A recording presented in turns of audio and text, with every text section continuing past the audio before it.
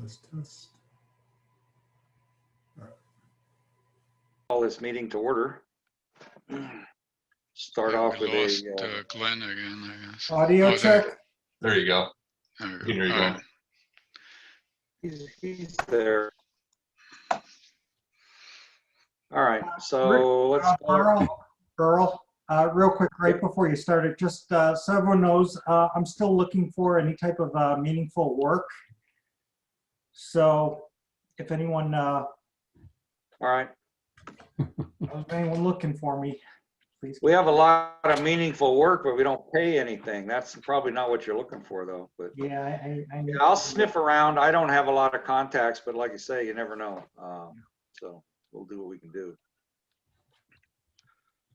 Okay, well, let's call it to order at 7 o'clock anyway and do a roll call. So Burl is here. Yeah. Glenn is here. Terry's here. Call Joe and absent.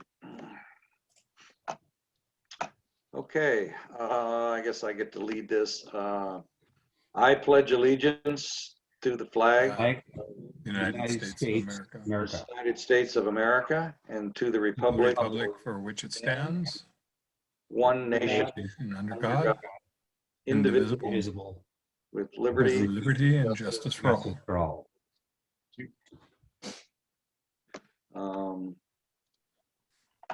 So we have the agenda for tonight. I'll briefly mention what it is. We got a couple sets of minutes to do. The committee reports. The old business is an update on obstruction mitigation, the CARES Act, storage project plans, and some action items for the residents. New business is remind people of the trick or treat event coming up, and a couple of serious issues. This is something we're going to run into more and more in the next few meetings and next year, especially the budget crisis. And then we're asking for some capital equipment proposal to see if we can squeeze enough out to make it work. We'll talk more about that when we get into that situation. And then that's it for tonight. So any comments, concerns, issues with the agenda? So I would None guess here. make a motion to adopt it. Second. And then aye for me. Aye. Aye. Aye.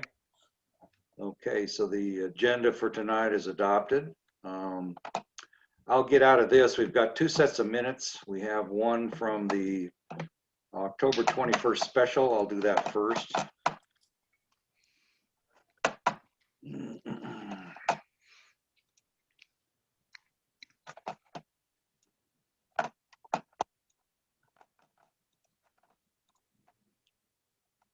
So this was October 21st. We did a special in order to give more time.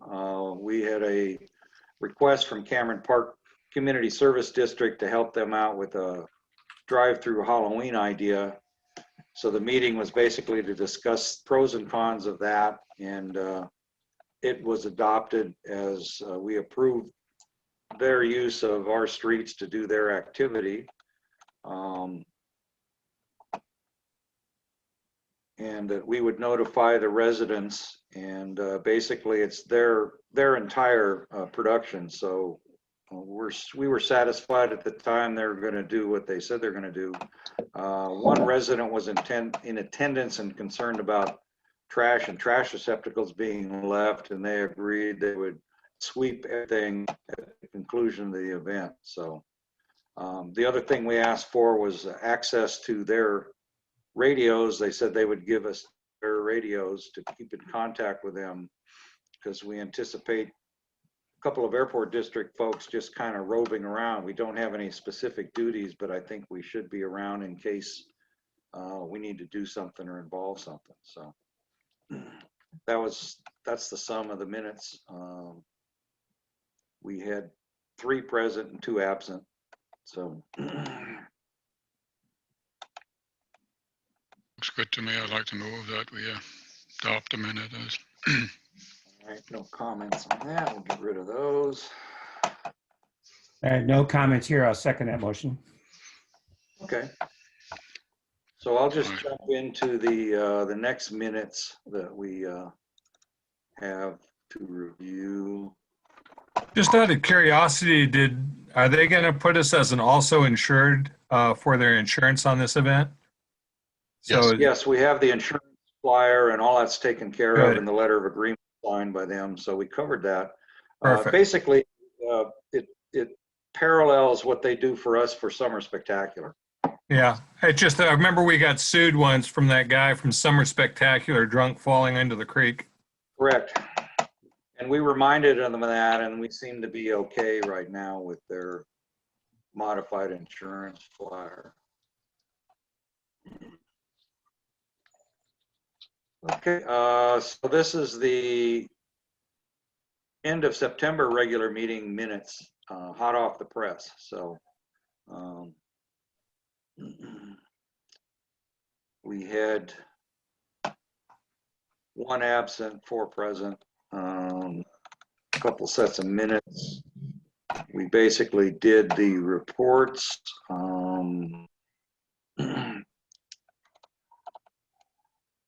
We updated obstruction mitigation, CARES Act. New business was, we had some interesting flight activities. We tried to remind people to follow the Airman's Information Manual, etc.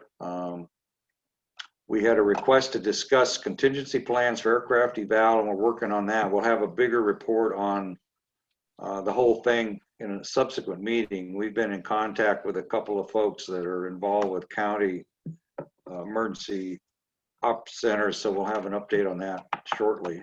The list of documents we adopted, we need to still come up with an airport boundary definition to finish that document, but everything else, and a gate access policy, those 2 are still pending. I left them off tonight because we've been running long on these meetings.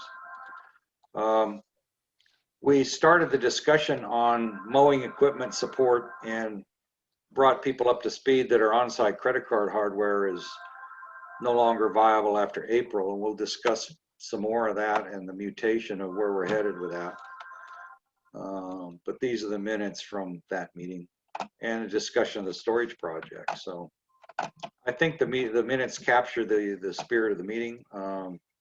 Any comments or any changes we need to make? I think this is compliant instead of complaining. I think so too. Yeah. Well, it might let me change it.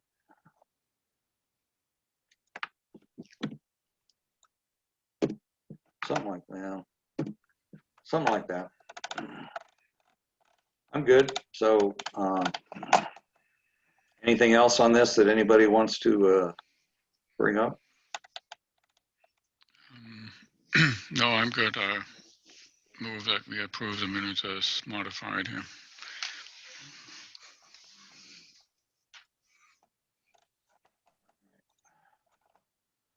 Second the motion. Okay, I vote aye. I go with aye too. Aye. Aye.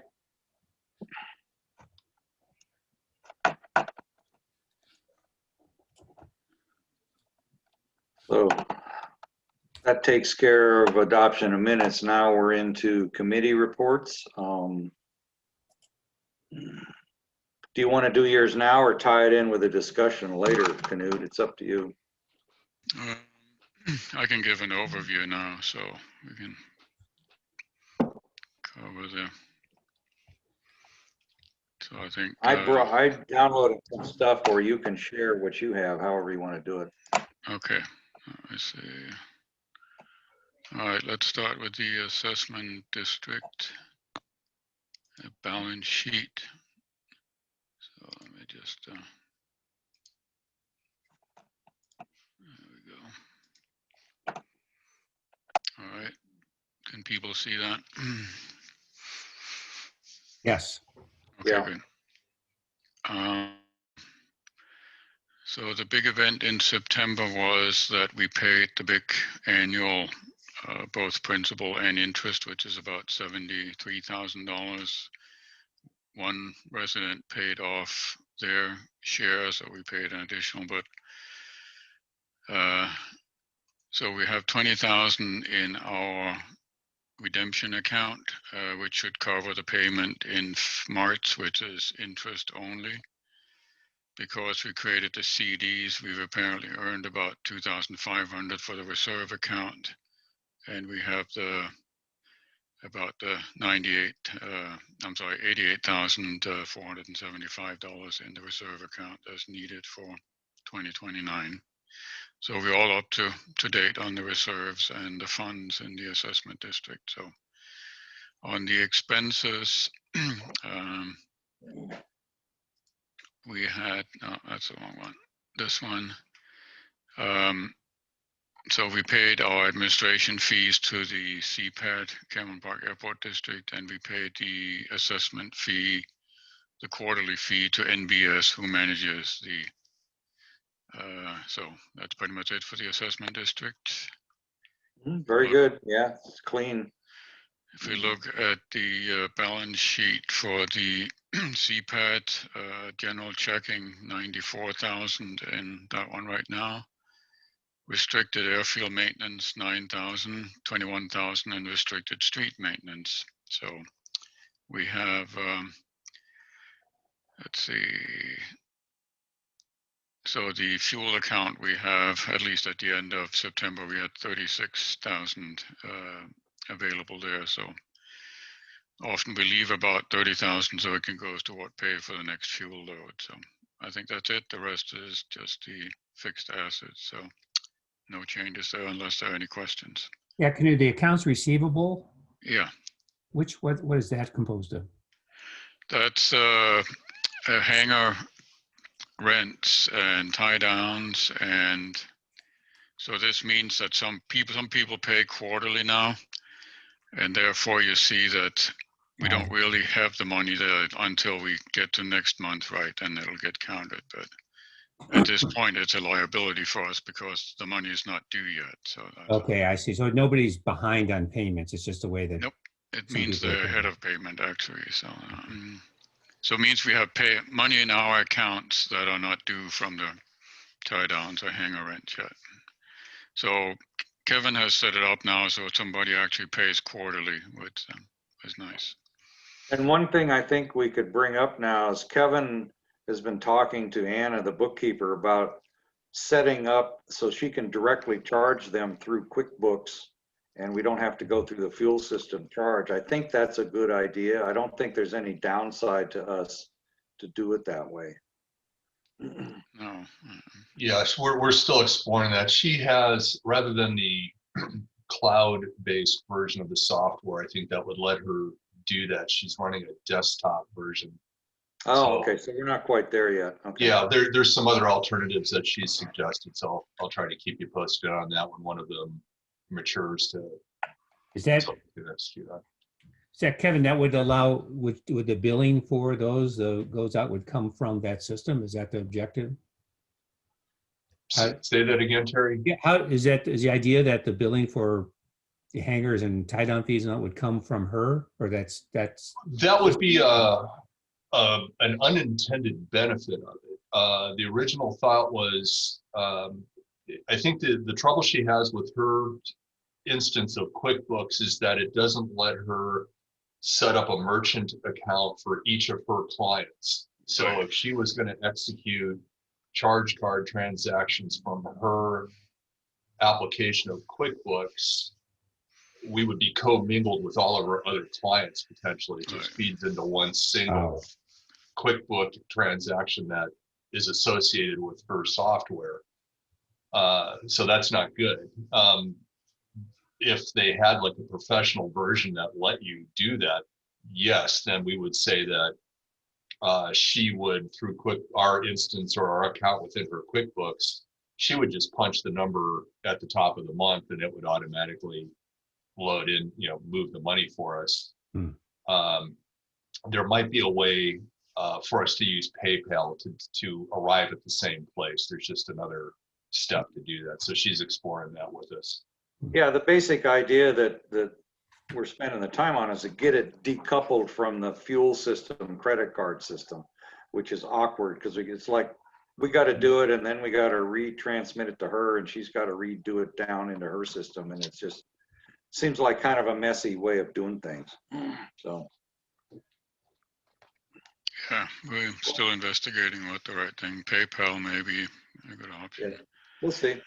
The other thing we probably need to discuss at some point is the fees we pay when people pay with credit card, especially American Express, I guess. Yep.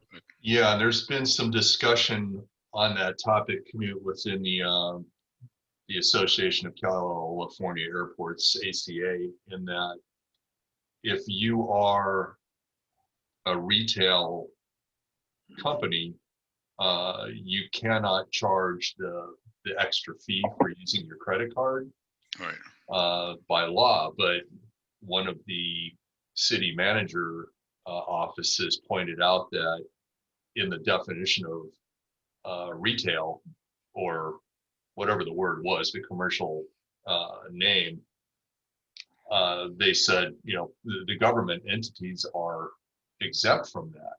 So, you know, there seems like there might be room that, you know, if somebody pays $500 a month rent on a hangar and we incur a $8 fee for their charge each month, we may say, look, we're going to be running it at 508, okay, and recover it.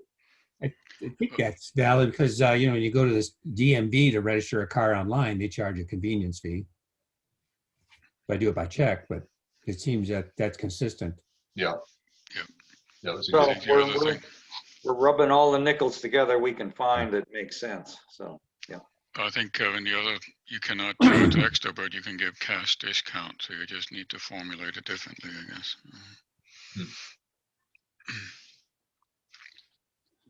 Okay.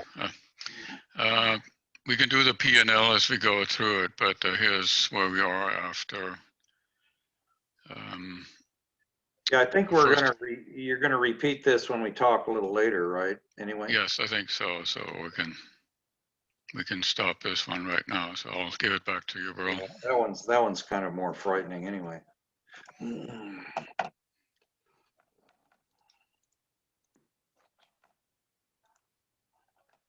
All right.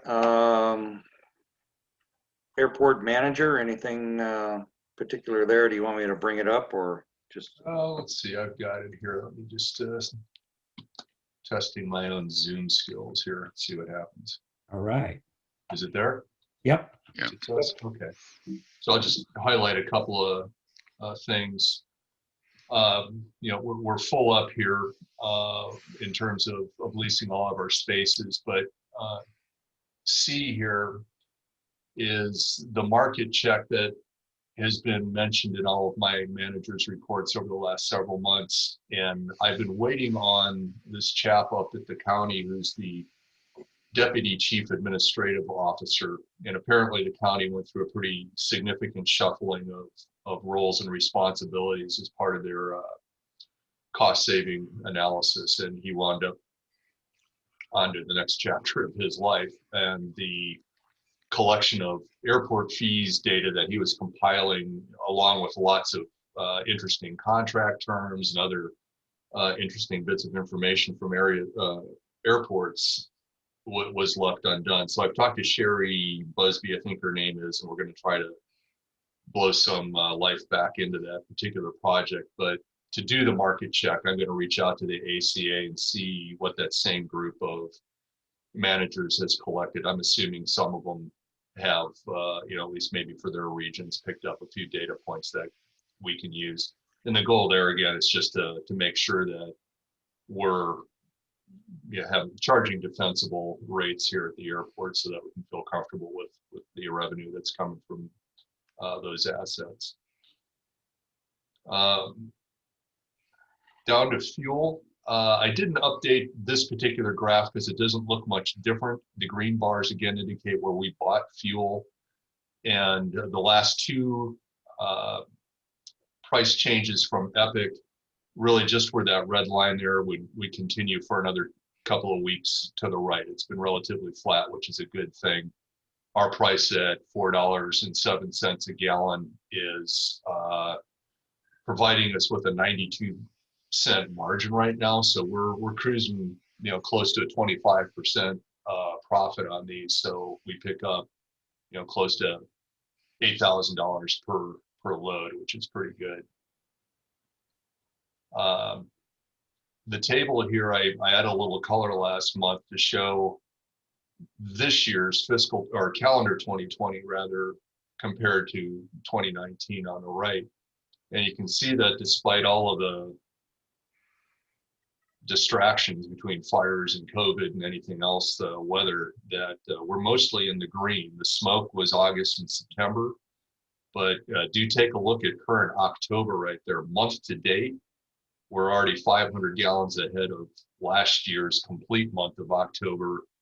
A straight line extrapolation would put us over 5,000 gallons. So we'd be looking at another purchase maybe third week of November, unless there's a price dip, and then we've got plenty of available volume to grab cheap gas.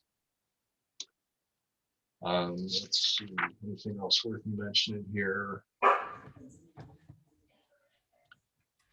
Number 3 here, I mentioned last month that we would move the airport's domains to a .org. I think that'll help us just from an optics or a perception when we're looking for grant money. The .com troubled me when I signed on to helping out. We're not a commercial entity, so I think the org's going to be better. And what I want to do just to try to get the knowledge base up within the neighborhood is to get a metal sign that looks like a street sign. There we go. And just put the website on there, and then into the mortar on the inside of one of the right hand as you exit pillar bricks heading out, so people who don't pay attention will say, oh, we have a website. And yeah, it'd be an opportunity too. We have an offer for getting signs at cost that we could try it out on, because that's what they do. yeah, that would be great. Yeah, let's do that. Let's see. Added some pictures here, so if anybody looks at, as we home in on what I would think is the home stretch, it's a long home stretch for trees. Malcolm was out for a lesson last weekend, and I realized I got a pretty interesting perspective on all of the redwoods. This picture complements a shot that Burl had taken from the south gate looking north, and it really kind of profiles what needs to be done in Boeing. So that's kind of the midfield needs to get cut before we have the inspector back. Down towards Jerry Bush's property, there's still a handful of redwoods there. The inspector has never said anything about them, much to my surprise. And some my old survey of those redwoods is that they're so far up the 20-to-1 approach that they're actually okay, even though they stick up. That's good, and we should be ready to defend that, Burl, because I can see Chris playing that card, and we'd have to. That'll be the next card, and I think we should probably do that before we see him again, is do a walk around, and anything that kind of looks obvious, we can run the numbers and have that to push back with. Yeah, I think we have breathing room this time to call him back when we want him, because he had so many pent-up inspections because of the 6-month deferment of everything he's supposed to be doing. I don't think he's going to be bugging us for a bit, so we can control it a little better this time. But I think your next picture is our big challenge this go around, unless we run out of money first. Well, this, and I'll maybe spend a few extra minutes than usual just to talk about this. So for those who weren't aware, when I talked to Mr. Brooks after the last visit, he had asked for a nighttime picture of those lights, and we supplied them to them. The picture that is, and they're quite visible. But if my cursor's working there, just to the 5 o'clock position of this red light, you can see the light number 2. So 1, 2, and 3 way down here, looking like flags. I mean, there's no defending that these trees are dwarfing our lights. And Chris's boss, Mr. Brooks, the inspector's boss, had said, look, if there are are there trees in the 1 to 20? Yes. Are they taller than the lights? Yes. And the statement usually had been, cut them no higher than the lights, preferred to the ground. And Mr. Brooks' response was, my boss wants them to the ground. So I think there's a punitive element here where we're being taught a lesson for 10 years of not learning the lesson. So enough on that. Moving on to the next step is I met with the gal who, the woman who manages that area for the BLM. BLM is beholden to Department of Fish and Wildlife. Fish and Wildlife issued to BLM, or the equivalent of an MOU, to do a number of things up there, plus a special one in 2018 to undertake the fuels reduction, which is that 200-foot wide strip we see between the homes and really the top of the EID basin. And she tells me that they really only exercised 100 feet of their 200. And we walked up the entire line of the lights, and I made her comfortable that what we need to do is cut trees and not, it's a no shovel project to reduce those trees. And all of the there's 8 different protected plants up there, are all relatively low to the ground. And it turns out, in reading both the BLM and the Fish and Wildlife reports, that shade canopy actually is deleterious to the protected plants. So what I'm trying to do is work this in a way that, one, she doesn't have to go to California Department of Fish and Wildlife to get permission. Actually, it's federal, it's not California. That we're trying to, she's actually being quite cooperative, and we're trying to work this around to where the message that she has from Fish and Wildlife is, if you're not dealing with the protected plants or the endangered plants, don't bother us. We have other things to do. So, message received. So I'm trying to work with her to say, look, what we need to do can be done within the purview of, we're not going to stomp on plants. We're not digging them up. We just need to figure out how to top all these suckers, get them down the hill, and figure out how to get the slash and bucks out of there. So that's where that stands. It's, probably a month's worth of paperwork, but I'm hoping that with volunteers, maybe even some of her crew, we can get up there and take care of that. Yeah, and just to reiterate, he talked about Caltrans, but we checked with FAA, and that's FAA's position too, is obstruction lights on a ridge should have nothing, it should be cut to the ground between the obstruction lights. So he's not inventing punitive stuff, he's simply quoting the party line that FAA wants. Finishing up with that picture, this group is on private property. So those are still ones where I need to, climb the stairs and knock on the door and take some chin music.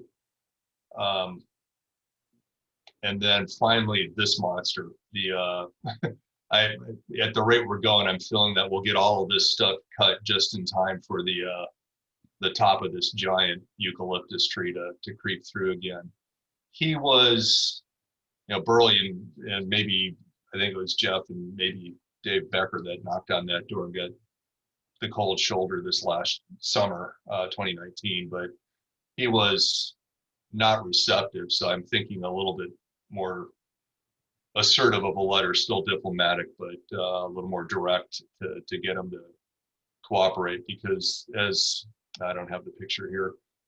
Well, it took, the history of that is 2 years ago, the former manager got it cut. He cut it about 20 feet too high. And so it just caused the eucalyptus to overgrow now. So it's really going up there. We had approached the owner, the spouse was home and she didn't care. When we went back with a contractor to get a firm price, he threw us off the property. So that was the input we got from that property. Okay. Do you see the new picture, or is it still on the old manager's report? On the manager's report. You got to unshare to reshare, but I think we've made our point on that one. Okay, I just had a different graphic that showed that tree a little bit better. Yeah, that tree needs to be cut down, but then, you know, the owner's reticent. So we'll probably have a bit of a fight on that one, but it's a junk eucalyptus. So I don't know the other neighbors up the hill don't like it either. So I think we won't have a neighborhood uprising. We just have a single property owner uprising at this And you point. said that last contact was some time ago when the, Yeah, well, it wasn't a priority tree and that it wasn't too high yet, but Right. as Kevin says, it's going to be there soon. Yeah, I want to confer with Dave Becker on some wording, just so I don't overstep, but I think there's some language that in testing it with some other tree owners, it gets their attention with good. Yeah, and I think Good that's our purpose. next step, you know. So I'll finish my rambling here with this number 3, which, May I ask a question real quick? So I'm would, sorry, go ahead. would CAL FIRE contribute to those trees on the BLM land since they have to? I think if it's a matter of timing. I think, you know, phase 1 of it, Knut, in my mind was doing whatever's necessary with whichever right. saws to Right. get up there so that we can get night ops back. Yeah. The extended desire for me is to have a relationship with BLM for long-term management of that, meaning Yeah. in speaking with her, I'd asked her, I said, how frequently do you maintain this fire break? And I just threw out, you know, every 4 years, 7 years. And she had replied that it was actually cut every 3 years, but she foresees it now as every year they'll be maintaining it. This was a particularly big year where you saw those tractor chippers that were up there. But she liked the idea of adding the spine of that ridge to their annual maintenance list. So you'd have 1 year of considerable cutting there to get there's probably 25 to 35 trees up there that need to be dealt with. But once they're gone, it would be easy to maintain it on a year-to-year basis. And to maybe answer Knut's question too, CAL FIRE would be legally able to go up because it's public lands and cut if we can work something out with CAL FIRE. Yep. Well, I'm hoping that that would then be over to BLM and they would just include it in their annual bid, and they do use Growlersburg. Yeah. One of the problems we're having though with CAL FIRE is with the new early release reduction in misdemeanor versus felony thing, they have very limited people that they can work with anymore. Almost Okay. everybody that qualifies to work on a team has been released. So they're having a real hard time staffing even their full teams to fight fires. So it's hard to predict how available they're going to be as time goes on. Okay. All right. Thank you. I'll finish up with the recovering of the 4 tie downs that are in front of the office, hangars 1 and 2 here facing the runway.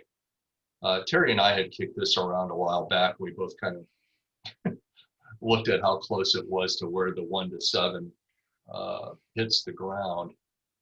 And the more I looked at it, and it occurred to me that whenever the Caltrans inspector is here, he parks his airplane right there. So, and we had a conversation with the airspace specialist, the FAA airspace specialist, and he turned Burl and I onto this feasibility 7460. And that is, you know, fill out the form, send me some pictures, tell me what you want to do, and I'll, you know, without kicking a beehive up here at the FAA, I'll let you know what I think and how I'd probably render an opinion. So I went ahead and filled the form out, took some pictures, and described what we had, and he did the arithmetic and responded that, you know, it definitely penetrates the surface, but he didn't see it as an undue hazard. And he would say, I would give you a green light as long as it's illuminated. So I cut and pasted that into a message to the Caltrans inspector and saying, hey, what about it? Look, you know, can we have these things back? we did an empirical safety test for the first 50 years of this place, and it came back pretty good. What do you say? And his response, Caltrans that is, was, you know, let me follow through the formal 7460, and if there's you got to light it condition to it, then let's figure out how to do that, but I'll support it. So with Dave's son-in-law, Dave Becker's son-in-law, who does the surveying, he's going to take the two measurements here so we have defensible numbers for elevations. I'll put a 7460 together and we'll send it through and see how that goes. And with the lighting, I'm hoping that the floodlights that are pre-existing will be enough to illuminate them. There's no missing that the airplanes are there. From my days of commuting to the Bay Area when there was 4 planes lined up there was no problem seeing those airplanes. So I'm hoping that'll be sufficient. And that'll give us another, you know, $300 in revenue once we get some planes put in there. Worth a try. Yeah. Other than that, if you have questions as usual on anything that's listed in there, please reach out. Always happy to talk your ear off. So is the wait list really that long? It seems like it was pretty impressive. The wait list for the hangars is ridiculously long, but the tie downs I'd say is, you know, 4 to 5 people. It's enough that since my plane is down at Richards that I'm hot seating my hangar or my tie down for people that are visiting. The flight school has some folks that are in for, you know, several weeks of training in new aircraft. So I've been letting them use that. We pick up an extra $75 from those guys to use that tie down. So long way of saying that, yeah, we could fill those tie downs as well. All right, thank you. That additional lighting won't cause any problem once we get night ops for people landing. In other words, it's not going to be required to shade those lights from people on the runway. Right now, Phil, it's the same floodlights that have always been there on the front of this hangar complex. And if you recall from when we were flying at night, or thinking back actually to when we had planes there, and I think it's been longer than I want to admit. I mean, Charlie Nichols was still alive when we had to pull the planes all forward on his ramp. It was the same inspection where he said, you know, pull all these planes away from the edge of the asphalt. But you know, that's when I was commuting every day down to NASA Ames, and you coming back at nighttime, there's no problem seeing the empennages and those illuminated planes just with the floodlights. I'm just wondering, it's just something for the FAA to throw a rock at us.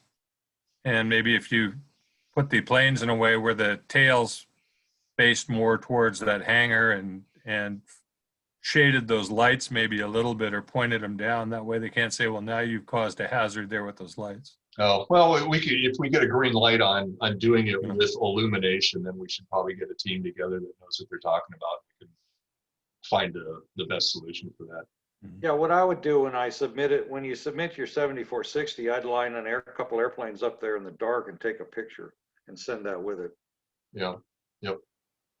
But the idea is they don't necessarily want us to add obstruction lights or anything. He simply asked the question, are these illuminated at night? Because if there were no lights on those hangars, it'd be pitch black out there theoretically. So yeah, he doesn't know our layout. So I think it's a simple. I think it's going to be simple, assuming he gives a no hazard to the actual submission. and you're probably right. It's just that I've dealt with these guys before, and they'll say yes on one thing, but now look at this. So then they brings up another issue. I agree, that can occur. Yeah. That's what we're experiencing with the trees. It's squeezing a balloon. Yeah. All right. So procurement contracts, we don't currently have anybody under contract, and we're not under any major procurement at the moment. Volunteer service. I've got 135 hours here. I think that's light by about 30 hours. So I think we're averaging somewhere between 150 and 170 hours a month of volunteer work in order to keep this place to the level it's at. Continue to encourage those that volunteer to submit their time and submit it up to us so we have accurate data. Okay, public forum, any items anybody wants to talk about that we haven't, that we're not going to talk about, or updates from the public? This is Dave Becker. I had a couple of public items. Okay, A friend of mine is going to clear the south acre and a half or so of all those brush, coyote brush, manzanita stumps, sometimes in the next 30 to 40 days. oh, fantastic. Wow. Yeah, no charge, no cost. I'll probably pay his fuel. The crack seal equipment is coming home from Minden in maybe 2 or 3 weeks. So by Thanksgiving, the crack seal around the office and fuel island will be completed. My son-in-law is coming out to the airport after work Thursday or Friday or on Saturday and give us those ground points.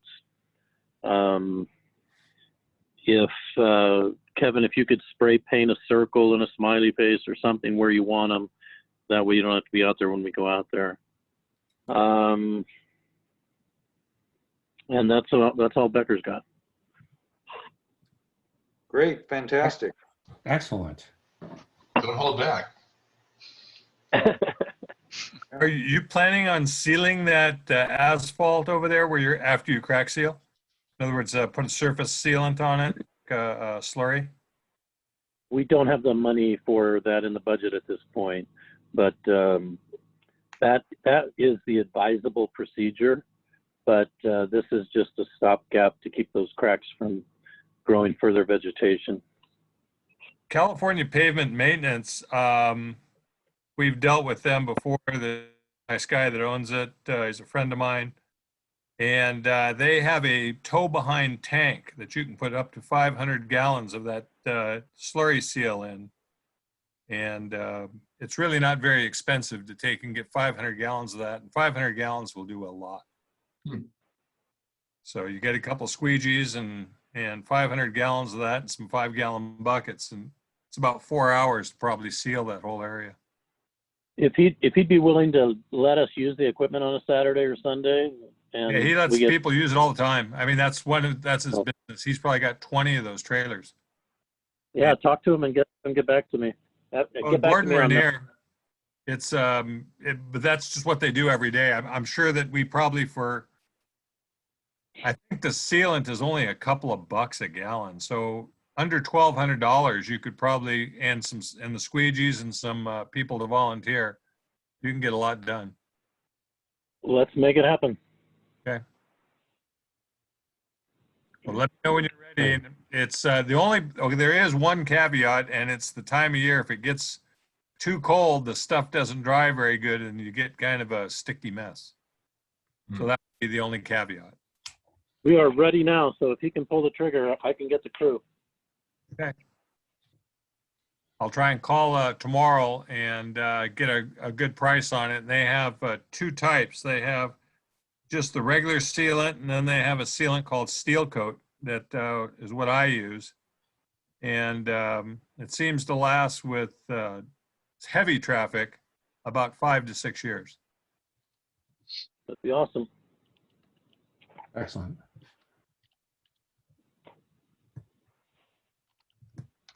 That'd be great.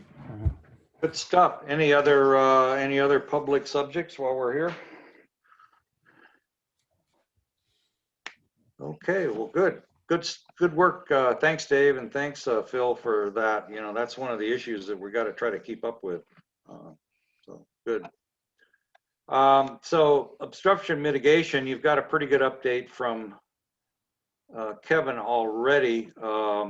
I don't think there's anything really more to add unless you have something, Kevin. I think we're pursuing this. We've generally, except for the couple of 3 trees that we haven't approached people, you understand where we're at as far as permissions to cut. So our problem is getting bids and getting money to go, and if we need it. So that's kind of where we're at on that. But I think the north end is in pretty good shape, except there's a couple trees left to do. But that's all going really well, and with a huge effort by primarily one volunteer, we've abated the big issue down at the north end. So, and thanks to the homeowner and to the volunteer to get all that done. So we're close. The redwoods in the middle, the one owner that has most of them doesn't want to pay any money, but we're looking at alternative to pricing it so we can maybe get that done also. And we'll go from there. Burl, do we have an idea what, maybe to talk about this later, the cost, kind of a projected cost to go with the? Not quite yet. Yeah, we think what we've budgeted is going to be right at the hairy edge, assuming that it continues the way we've been doing, where we let them hire the contractor and we contribute a portion of it through a financial stress grant. If we have to hire the contractor, then we definitely don't have enough money to hire the type of contractors the district has to hire because of the requirements for insurance, et cetera, et cetera. So it's really tight. I think it'll depend somewhat on our ability to squeeze the residents to pay for it. And we haven't squeezed very hard yet. There's a direct correlation to how long it takes to get things done. Exactly. It takes days. It takes about between 4 and 6 visits now, and you know, it'll just take another 7 or 8 or 9 visits trying to talk them into doing something. It's really a frustrating, long, drawn-out process with these people. But that seems to be typical. So The guy I use for tree cutting seems, and he's been doing it for 30 years or so. He's also a arborist. yeah, we're aware of him, and he's on our list. So He's the one guy. of the He's about 10% of what anybody else charges. Yep. Yep. So that's where we're at on that. We don't have an endpoint schedule date yet, but I think we've made headway both politically and in actuality with this whole process, but we still have a bit of a ways to go. And it still needs to be our high priority. CARES Act. This is an interesting situation. Basically, we're owed $30,000 in stimulus funds, but the FAA won't release them into their system because their information on this airport is so screwed up. They feel their data shows it's still owned by the county, so they haven't fixed anything since 1988. They admit that some of the issues are their problems. Some of the issues are ours because we didn't pay attention. And they seem completely incapable of making the corrections or asking us for what we need to submit to make the corrections. So we've escalated it in writing to Washington, and we've escalated it in email to the region, which gets a response, but we still don't know. The CARES Act is critical. We're going to talk about it later as to whether we're going to continue running here or not. But we just don't know, you know. It's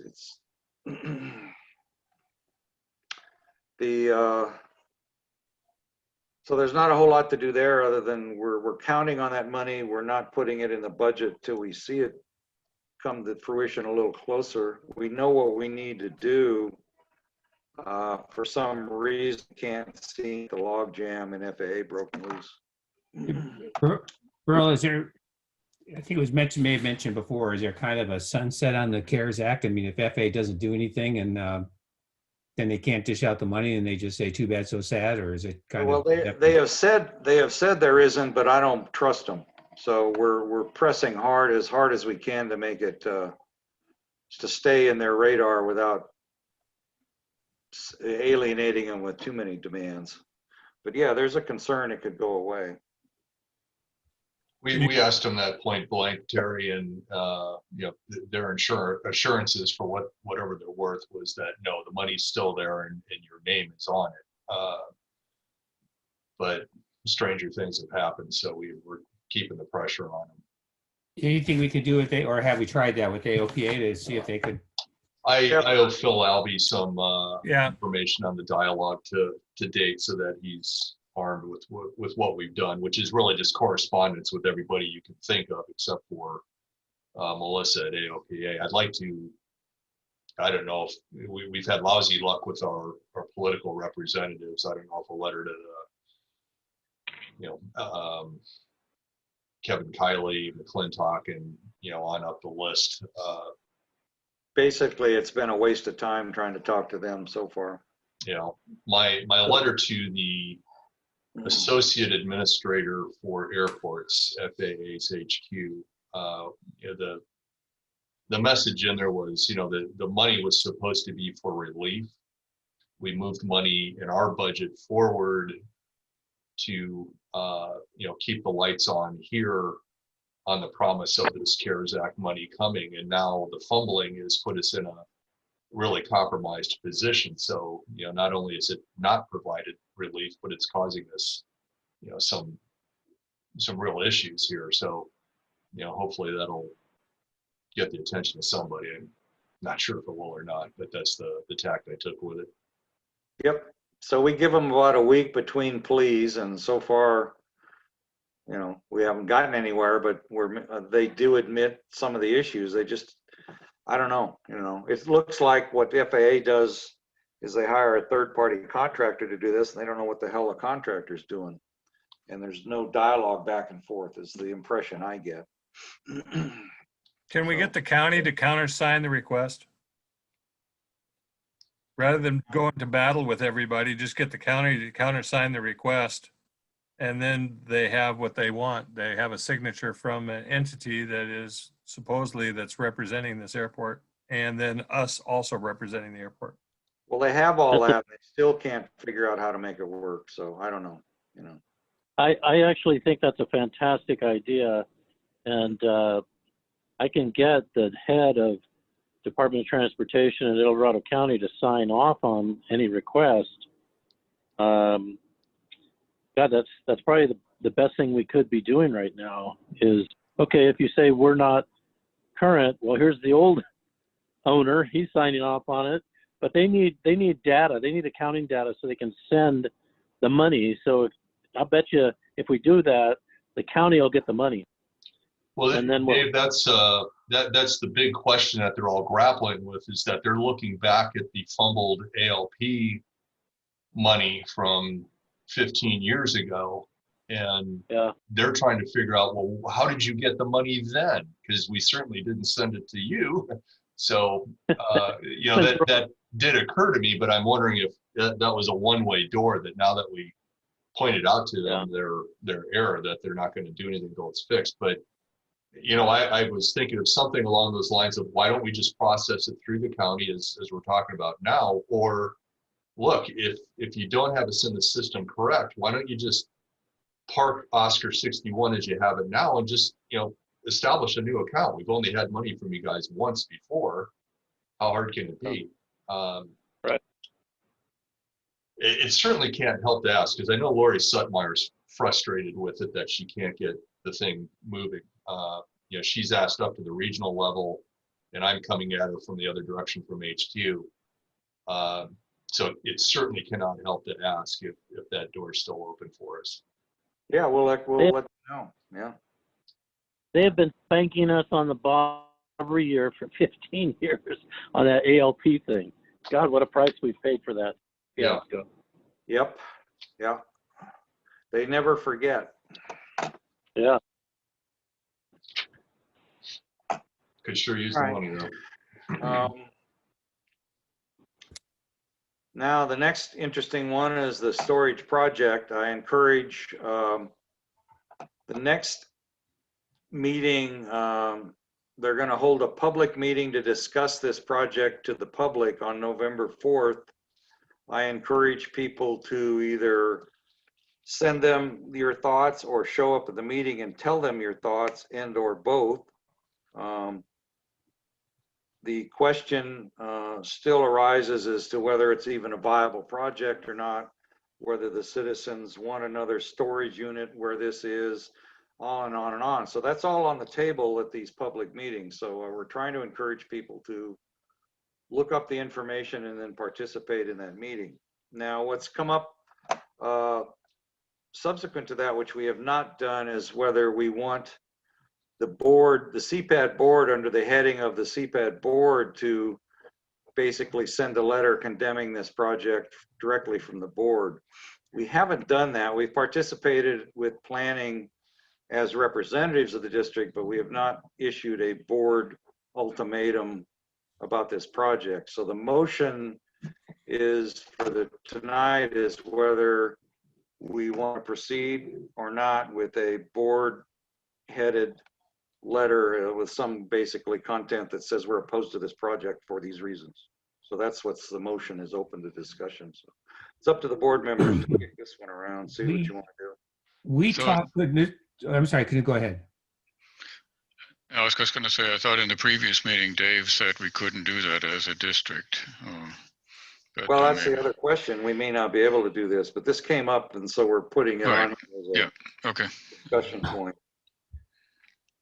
The board could issue a letter that says the board would prefer an aviation-related business be located on the property in question.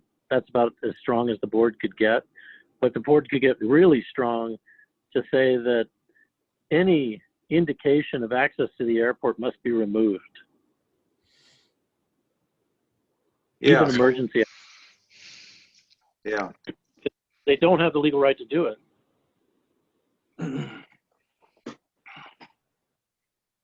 So we could put a letter, we could certainly reiterate that statement and make that very clear. And Yep. basically say we prefer an aviation project, you know, kind of as an aside. Is that what we're thinking? That's what I recommend the board consider. Okay. In the recommendation that if they do build something like this, that they have to take and meet security requirements of a airport, that fencing can be pretty darn pricey. So I don't know the exact requirements that are required by TSA, but I'm sure that they have their own set of requirements where they wouldn't want someone to be able to pull up a pickup truck next to the fence and jump over into the airport because of TSA issues. So you may want to take and look into that to Mm.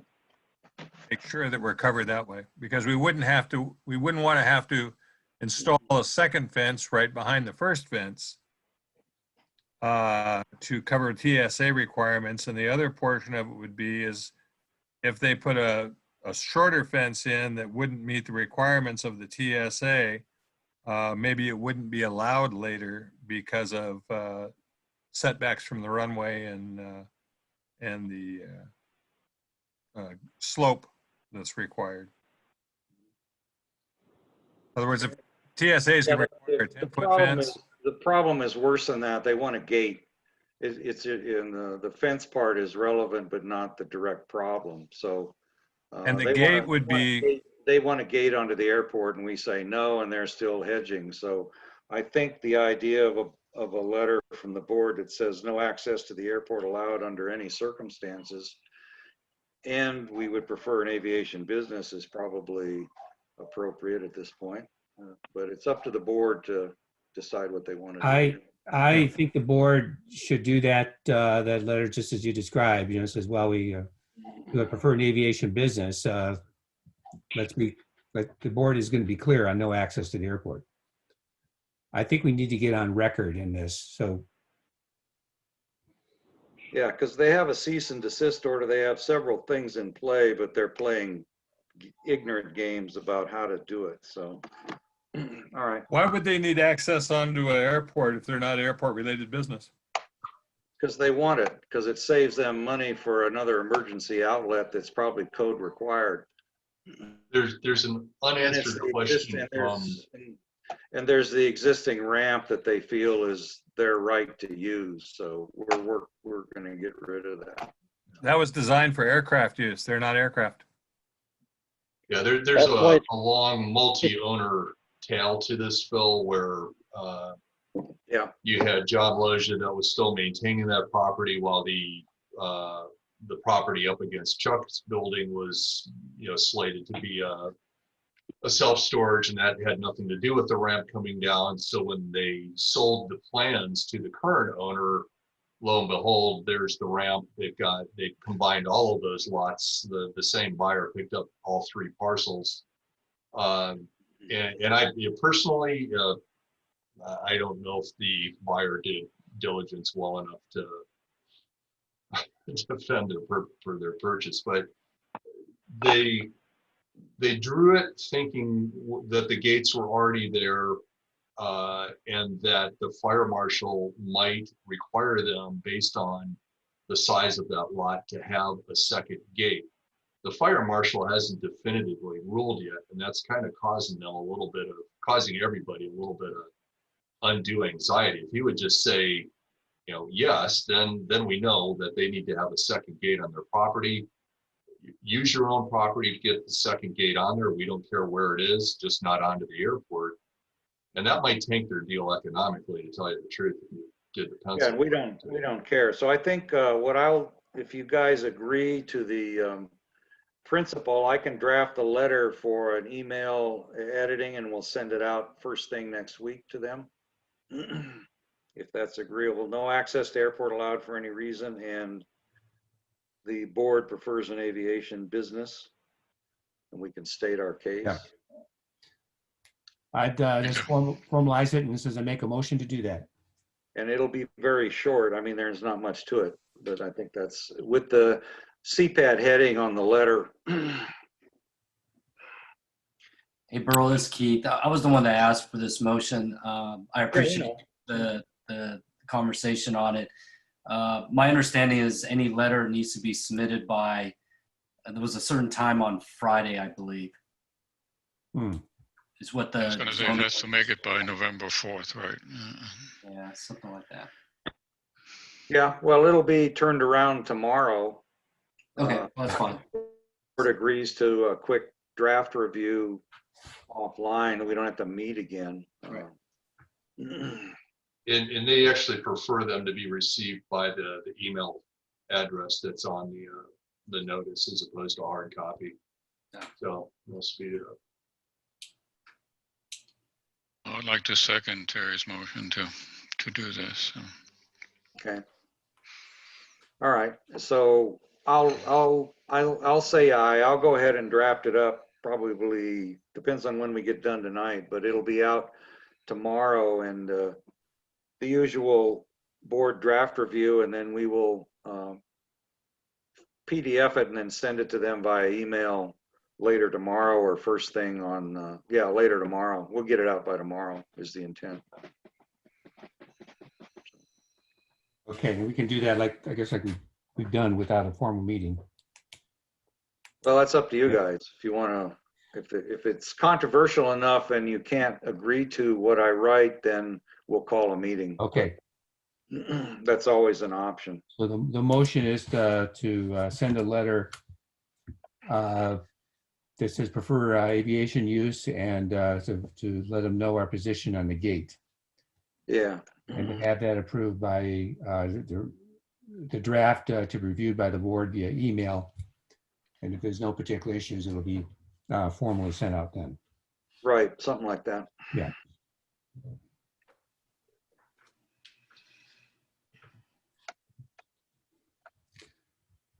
I think we're a go then. So I'm aye for that. Am I? Aye, okay. Aye. And Glenn, did I hear an aye from you? he's muted. Sorry, yes, you heard an aye from me. Okay, thanks. Being quiet. All right, so I'll get that out first thing in the morning or tonight, and it'll be pretty short and sweet. But we've tried to tell them this very clearly. Now, the other discussion I've had is our on-site contractor said he would tear the existing ramp out. Whether he will or not, I don't know. But I told him to contact Kevin and see, because I think we're in our rights to remove the pavement associated with the existing ramp. So we'll see what happens.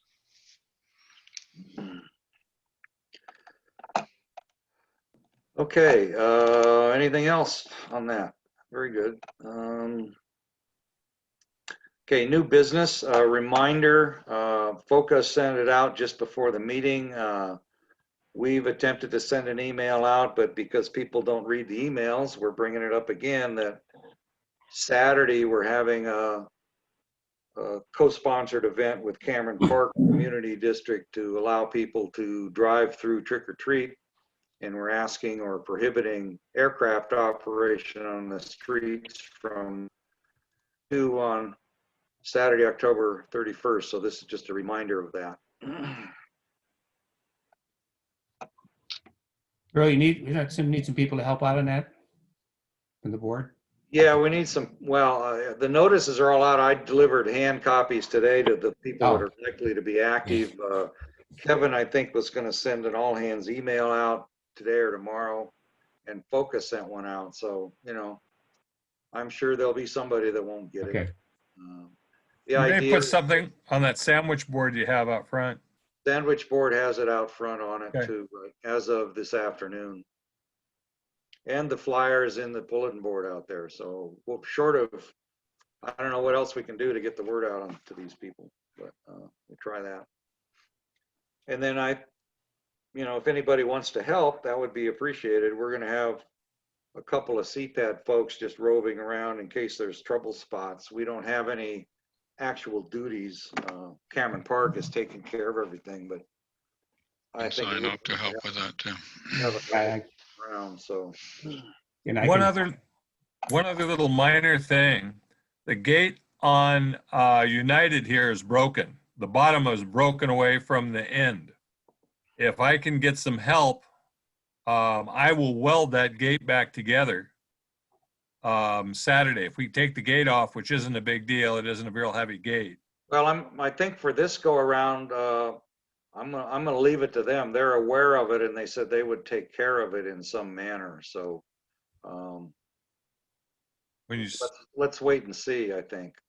okay, I was gonna say, I'll weld back together.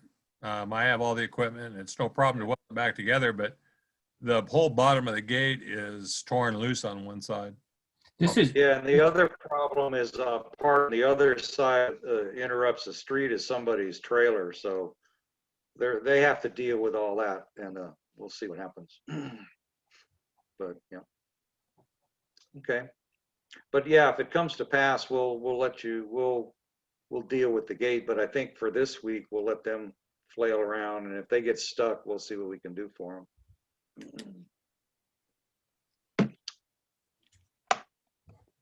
All right, so I guess next is to go through the budget crisis and outline. I think we should jump ahead, Canute, to the changes to allow funding this flail mower. I think that covers both subjects in one swoop, unless you want to do it differently. The exercise I went through was how we could free up money for this project, right? Do you want to describe the project first and how much money? Yeah, let me describe it first, and then in discussing how to free up money to pay for it, it covers the budget crisis thing together. I'm just what I'm Right. thinking. Yeah. All right.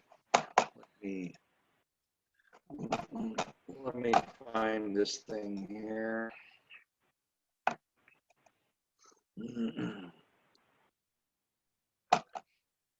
Okay. So this is an example of our new procedure for spending money. Is we have to generate a project request, and it has to be vetted by the board before we can spend it.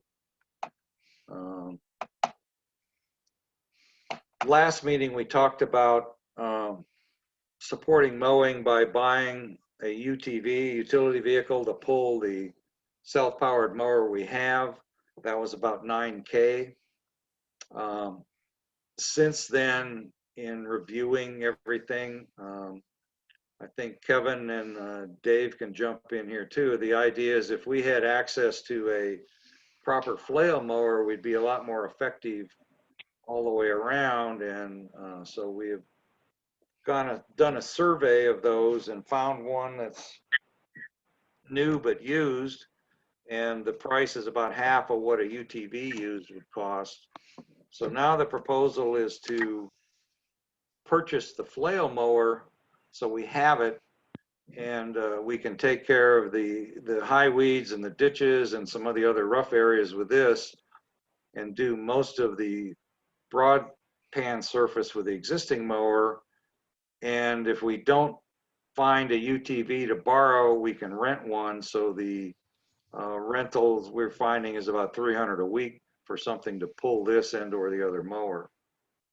So that's the change. So we're dropping the idea of coming up with a $9K to buy a pulling vehicle at the moment, but we've been highly encouraged to come up with a flail mower based on the experience they had a year or so ago with the flail mower that's not available. The other basic philosophy is we're always getting caught when we have to beg, borrow, wait for, or coordinate something. So if we own something, we can be picking away at this all year versus having to crunch it all in a couple of weeks. So there's several varieties of different flail mowers and things around. So I'm going to jump down to what this thing looks like. So it's a tow behind, self-powered. Uses a horizontal shaft and it comes with the Y flails on it. And it basically bounces over stuff and chops anything up you can get it on top of as you move forward. So that's my understanding of what the need is. So there are essentially none of these around that I've found to rent. The only ones you can rent are PTO ones. Then you've got to come up with a tractor or another piece of equipment with a PTO capability. And the two combined runs you very expensive because you got to rent the tractor, then rent the unit. So that seems not cost effective. So that's where we're at. So this went around earlier. I don't know if the board had a chance to read it or not, but that's basically what we're proposing, that we go ahead and buy and be done with it. And say this would work. You've got that in the statement, but just, I guess, just to sound it, this would take care of the weeds that we can't get with the other ones, even if they grow tall. Correct, and it also tolerates the rough ground in some certain areas that we can't get to, and it's probably safe to run it in and out of the ditches where the high weeds tend to grow up over the top of the rims there. So this would knock those. This would, if you tow it there, it knocks down those high weeds, and it looks like with the blade, it just kind of chops it up, even though it's laying down. Is that correct? Kind of correct. Correct. Yeah.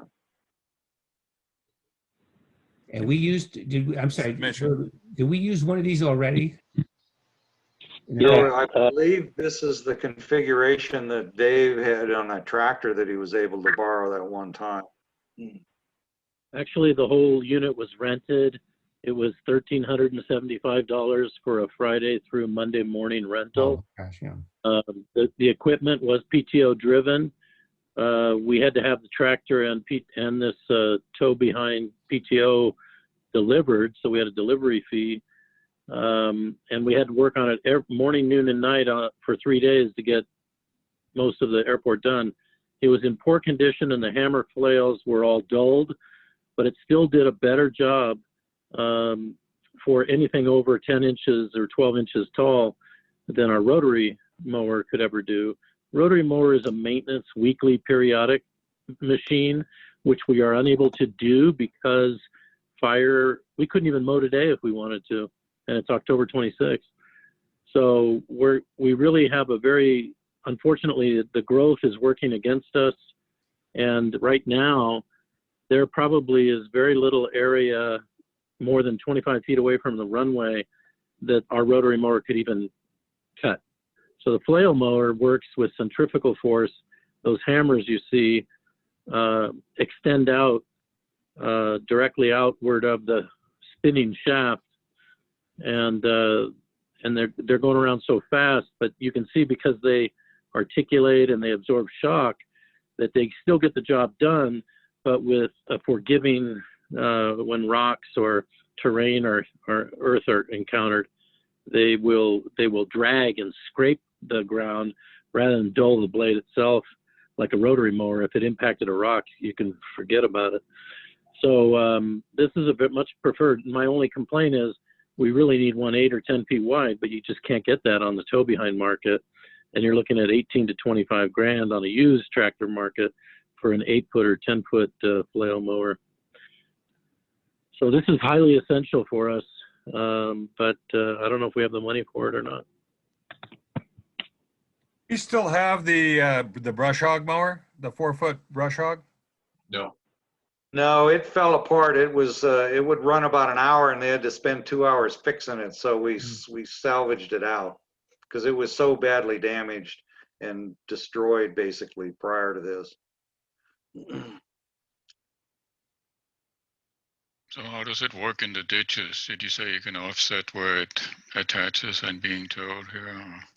Yeah, you can do that with this one, they say. Oh, is that, okay. I Yeah, think- on this particular one, if you look at where the orange arm attaches to the body, Right. right further up, that's a hinge on this particular one. That are turns left and right. Okay. One of their definitions is that you can, where does it say it here? There should be a Cuts, well, Offset out. drawbar can be offset to either side, so it'll cut outside Oh. the width of whatever's pulling it. So you Okay, don't got have to in the I ditch understand. with the quad. You can offset this thing to one side or the other, and you don't have to actually go through the ditch. You just got to keep the stuff from coming higher than the basic surface of the ground on both sides of the ditch. You know. Again, Joy, of curiosity, those, maybe Dave knows, how long are those flails? So you see the picture with the bolt hanging down there, that looks like maybe 6, 8 inches kind of thing. I No, don't they're know only how long- yeah, I don't- 4 to 5 inches long, Okay. but they spin about 1,800 RPM. Oh, they're really moving. So this Yeah. shaft that's a picture here is actually runs inside here and is driven, belt driven from the side. So that's spinning in here. And so all these flails are held out by centrifugal force. And then you set the height through here or here and raises and lowers the height of the whole deck to the wheels. And then you just go merrily on your way. Yeah. Maintenance on this? Yes. Yes, I think you'll have to be cognizant of replacing or inspecting flails, the usual engine maintenance and belts. The vendor says he's still selling parts for ones 15 years ago, so this one has a pretty good reputation. It's made in England. It's not US made, but we don't really find anything much US made that's not China US made. So you can get cheaper ones, but we think we want one that's going to survive. And this one's discounted a bit because it is used, but they're still giving us a year warranty, and we're dealing directly with the manufacturer's rep. So that's what Kevin's found. Is that particular unit in the area here, or does that have to be shipped from someplace? Has to be shipped. If we had it today, maybe it's a little bit off subject. If we had it today, when could we use it considering the fire? After the first rain? Yeah. Yeah. Yeah, we still got to wait for the rain and things to calm down. You know, the downside of not having this available is as soon as it rains, all this crap out there is going to double in a Right. very short amount of time. So we're going to just keep getting further and further behind. It seems like it's a good idea to have it. To have it if we can figure out how to pay for it. So what the finances on this are, we've got a quote of $38.90 including shipping for the unit, and it comes with the wide flails, which shown here. The suggestion was to get the hammer flails, which is the ones here in the middle. A set of hammer flails is $370 including shipping. So that's where the 4,500 comes in at.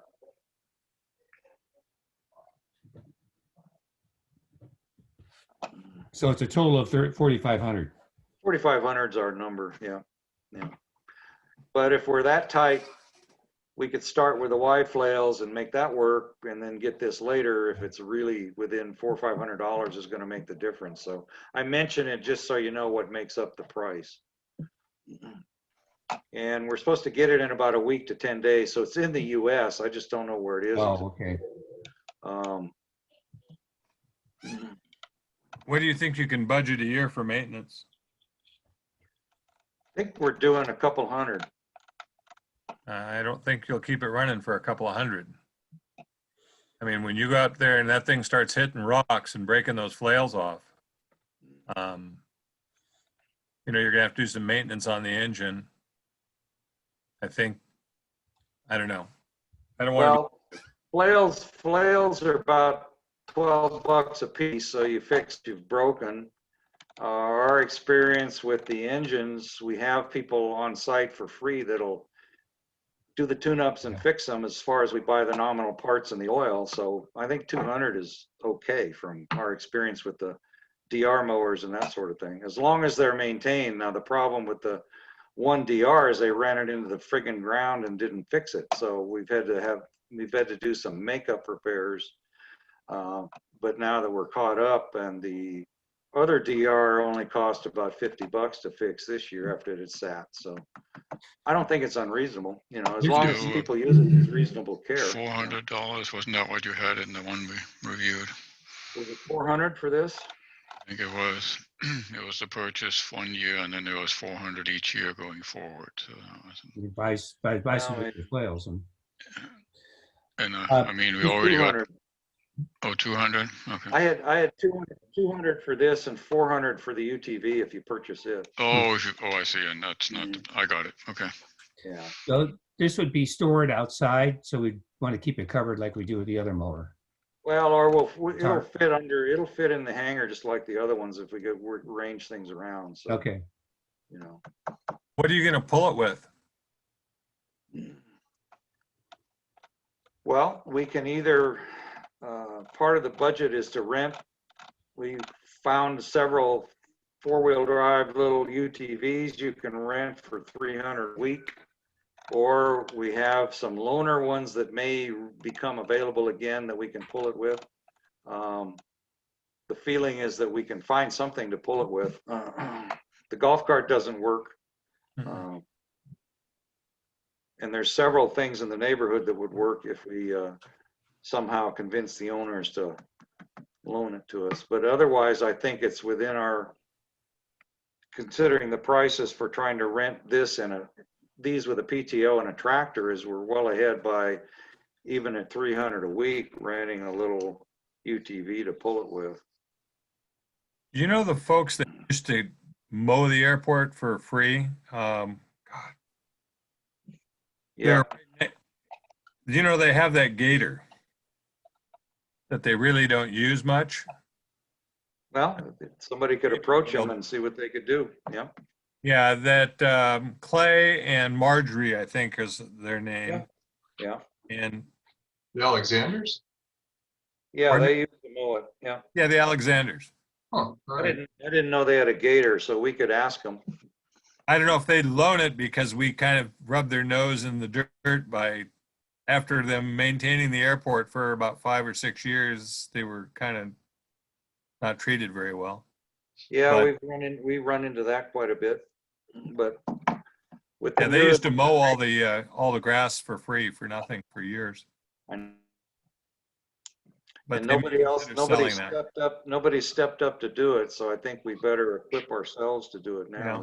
Is the new thing. So Well, they may sell that gator. I'll ask her. She brings me cookies. Ah, well, there you go. all right, but otherwise, I think we have options to pull it, but we have not found any self-powered flails that we can rent from anybody, and it's prohibitive to come up with a tractor with a PTO and the few flails we can find that we can rent. So if you look at the comparison, the lowest price rental is about what Dave said, 1375 for 3 days. That was just part of it. So the best we've been able to do is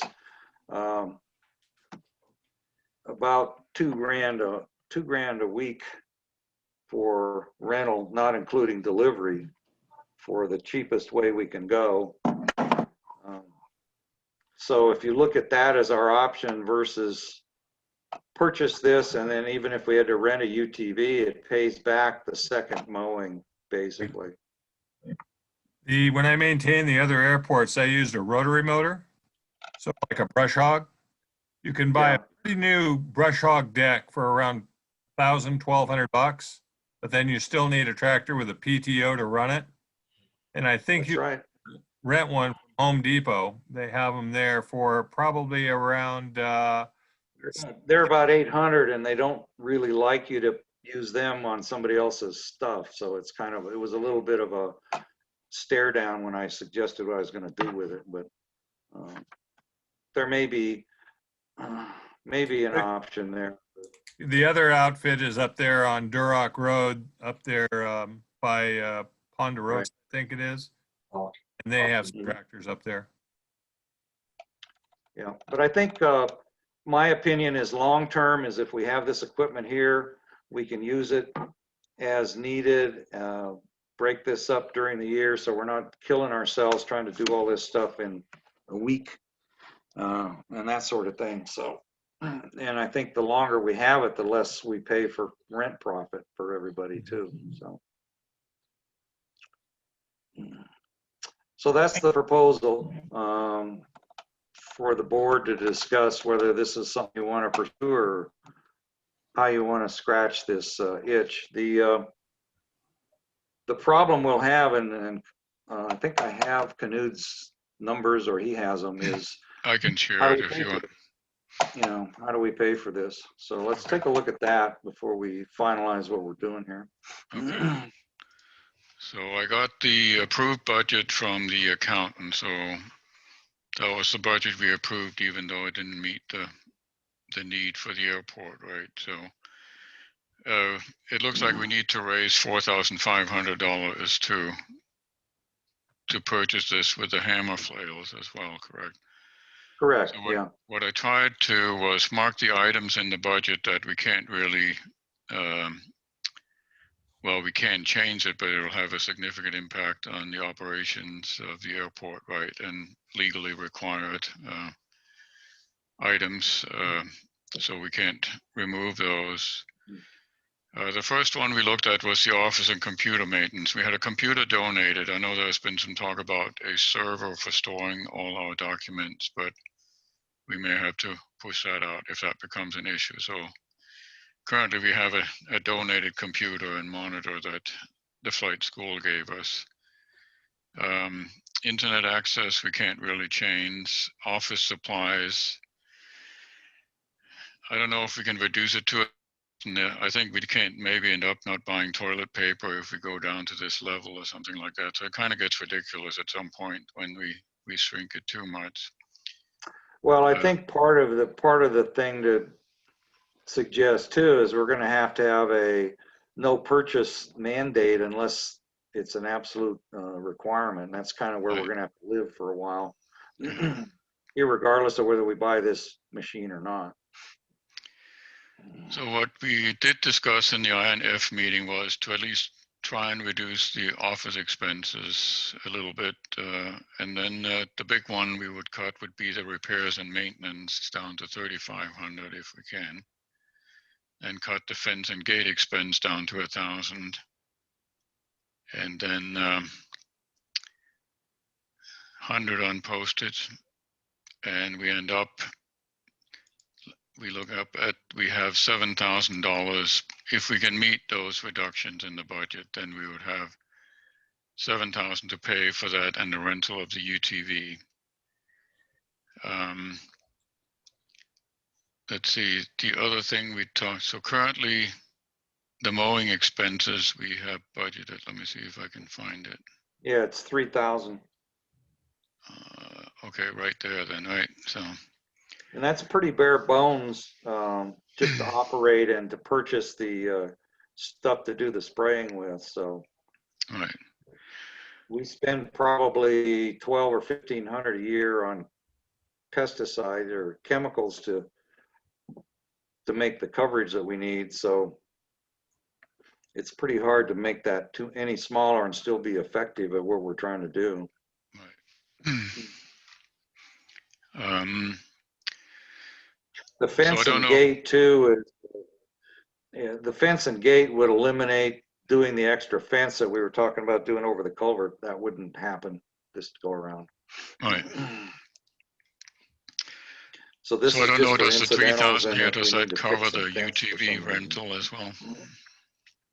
Or would it be able to, I guess is my question, because if you said 4,500 for the flail mower, right, and then 300 4 times a year for the UTV, so that That's about what this is. close to 6,000, 5,800 or something like that. 5,700. 5,700, right? And then we Yep. have 3,000 already in the account. So I don't know how much that would cover of that. So, I mean, not in the account, but budgeted. There's probably a little overlap and it's kind of hard to be precise, you know. Right. Well, what's from the threshold we're trying to come up with? You had $7,000, but is that a little bit overstated? Is it more like 6,000? I think we went through in the INF meeting and kind of looked at the items we think we could shrink, right? Not ideally, but hoping that the CARES money come through, right? Well, if we're going to put any back, I would put it back in repairs and maintenance. Right, exactly. You know, put it back up to 4,500, and then you've got your 6,000 to take care of the flail mowing. We still have a problem is that we don't have anything to pull the existing mower. So that rental kind of goes back and forth between the two pieces of equipment. Would that be possible if we have it for a week? It seems like we should be able to. I know it requires Yeah, I think volunteers. a week you can make a pretty good dent in it, you know. Right. So then the question is this what we want to do? I mean, our priority is tree trimming, and we've got 10K for tree trimming, which we suspect is going to be on the low side once we add everything up. So we're in jeopardy there, but basically we're in jeopardy if anything else breaks around here. We also have the issue of the 12K for the update of the point of sale credit card reader that we have no funds for. And next year it gets worse. So this is kind of the beginning of the tough period to try to figure out what we're going to do as a board to do things. I think one of the thing we need to keep up, in my opinion, is the mowing situation, because A, the airport looks like crap the longer you go, and B, we start getting in real trouble with fire, and then we have a bigger problem to try to catch up again. So I think mowing is a fairly critical support activity that we have to keep doing, at least in my opinion. And then lastly, we don't know, but I'm kind of hoping that we're going to get the 30K from CARES one way or the other, and that's really going to save our bacon this year and next year. And there's hope. I think there's a decent chance. We just don't know how much more screwing around we're going to have to do to try to get that money. There's no other money coming in that I'm aware of any substantial amount. And as Canute has shown, the red bars we can't touch. I mean, they're there. The next most likely thing to do is shut AWAS off and start recouping the cost for maintenance and certification, but chances are good we'll never turn it on, and we will never recoup anywhere near the investment in that. So that's a kind of a one-way deal. So those are what I see is on the table, but we need to talk about it as a board and see how we want to proceed at this point. So just to review the consequences of not purchasing this equipment, not touching the budgets as you have up there, is we are still faced with cutting the grass. And I don't recall it, but if we don't have equipment, we got to rent everything. What are we looking at? Well, and the cost to do it one time? About Well, $1,500, I would think. And then it keeps going on from there because so we're gonna have to cut it more than once, of course. Um, Then the numbers show that without, if we have to rent each time, it just, it really blows our budget. yeah. correct. Is it helpful? And the other option is lacking a flail mower. You put somebody on the weed cutter with the blades on it, and they're out there for a week or two in the sun, manual labor cutting this stuff, or the walk behind DRs will cut this stuff to some degree.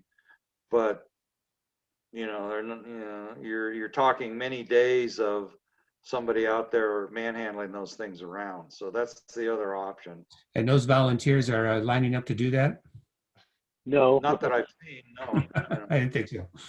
Can I share an analysis real quick, just if you could unshare for just a second.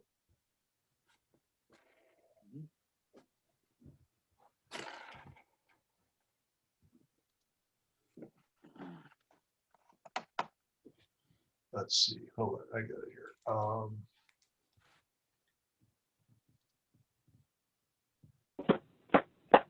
Do you see the my screen now? your It's mowing the mowing calculator. That's, Probably needs to be a little bigger, probably. Yeah. How's that? better. So just back of the napkin type of calculation. So with a 48-inch deck, we're going to mow 73 miles every time we go out to do it. And looking at, this spring when it looked so nice, Bigler was out there every 3 weeks or so. We were trimming and manicuring, and it kept it looking pretty nice, and everybody was complimenting us for the work. So we're running, let's just say 75 miles. You're getting on an ATV and you're driving down to Sacramento International and all the way back, pulling a deck mower at 3 miles an hour. These are all inputs and calculators that trickles down into what it costs to cut this many times per season. So these ones are bolded because in conversations with Burl and the team, we were saying we probably did a full cut 4 or 5 times or the equivalent of that. And using the inputs from the rentals, here's the All-Star rents. I didn't put Hulk in there because personally I've had some really miserable experiences with their equipment, but they're price competitive. So for a full week, these are the types of numbers, and you get a little bit of a discount. As Dave Becker had pointed out, there's a delivery fee in there, so the one-time pickup and drop-off is worked into that. But this is what you see as it rolls over into how many times you cut in a year to keep the place looking decent. And you can see that if you were taking full advantage of a mower, the payback, the ROI type of break-even analysis, you would arrive at the cost of a pretty nice system here pretty quickly. So that's just to try to answer your question, Terry. This is our look at renting it. We didn't get into a full-on PTO analysis here because it just seemed that it was beyond our reach at the moment. That get, what my comfort level here was, if we had the money to acquire a UTV and a barrel flail mower, we could be really comfortable telling the citizens that we did a good job here in purchasing something that would pay for itself versus renting, and mowing as frequently as we would like. So that's what that analysis is. So if we rented the UTV to pull, let's just say 5 times a year, that's $1,500 per year to mow it, to pull our own. So we're looking at, you have obviously the acquisition cost, but the ongoing cost, or the acquisition cost of the flail mower, but to pull it by renting, we're looking at, for 5 times a year, $1,500 per year. Yes, So- and I hedged that with, like Phil had mentioned, with the Alexanders possibly having their unit. We've established a really good relationship with the CSD, and I would think that we would get free use of their Polaris system. So, until we have the money for a $9,000 UTV of our own, I think we could hit up CSD for, can I get it Friday morning and I'll bring it back to you Monday afternoon, hosed off. And I think, as long as we don't drag it through a rock pile, we should have a good use of that. And I'd offer them to use our stuff too, as long as they take care of it. So we could save then that $1,500. That could be reduced by using theirs. I think so. Or some other system that we can get our hands on for cheaper. So otherwise, if the first year we have it, we've got compare it to renting, we've got the acquisition cost plus the $1,500. But by year 2, assuming you pay for all the first year, the savings come in compared to renting are very substantial. Yeah, I think so. And the units that I see for sale, UTVs, that people are turning them over after about 15 years or so. And so I think you probably get a pretty good life out of these if we take care of them. So under that scenario, we need a UTV, which may be in the budget here, to pull our existing deck mower, the rotary mower for the flatter areas. And then perhaps use that same ATV after you do that to go do the flailing. Right. And we're getting to the point where, as Dave said, we got to flail almost everything because it's so overgrown and got away Because from we us. haven't. Yeah, I remember doing it last year, standing in the muck with the big weed whacker. That was not the highlights of the day, of course. Oh, here's our first Slow. volunteer in line. He's experienced, yeah. It was very slow. Kevin, your candidate, the total area to cut at 4 feet wide is 73 miles. How much of that is with the rotary mower? How much of it has to be done by a flail mower? I'd say probably around 25%, maybe a little more than that. Until that number would go down after David's friend, takes care of a lot of the ugly stuff to the south. Okay. That area down there is even tough for a flail mower. That's the area that Jeff had the rotten luck with. That's, yeah. Sparks and that kind of stuff. There's still boulders out there. So if there's a whatever that thing, the pull behind scraper is, if that's what he's bringing, that'll be a great thing, because there's some nice specimen rocks out there if anybody needs rocks for their landscaping. Kind of amazing that they're still there, but it's dangerous for that nice PTO unit that we had last year. So, but looking down on the map or on a Google Earth image, all the far end of the north, the perimeter between the 4-foot chain link fence and the real property line, that almost all needs flailing in there. It's undulating and has some unique features to it. So I'm comfortable saying probably 25% of it easily must be flail, but you can cut anywhere with the flail mower. Right. So right now, as of today, we can't cut about 25% of the surface area. Right now, today, I'd say you can cut maybe 15% of it with the deck mower, and the rest of it, it's just gonna skim over because the weeds are too long. It lays flat. So the next mowing, if we have the flail mower, we're going to pretty much do it all with the flail mower until it gets low enough to maintain it with the rotary. Correct. Okay. Yeah.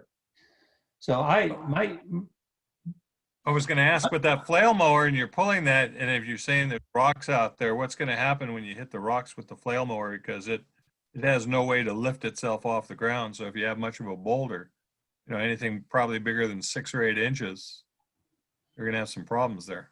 And we've avoided those areas, Phil. That's why we really need to, to have them scraped and properly done. It kind of goes to my recollection, even just before sitting in this office here, driving around that corner to get home over the years, is that south end grows to crisis mode. The fire marshal's breathing down our neck, and it looks like heck.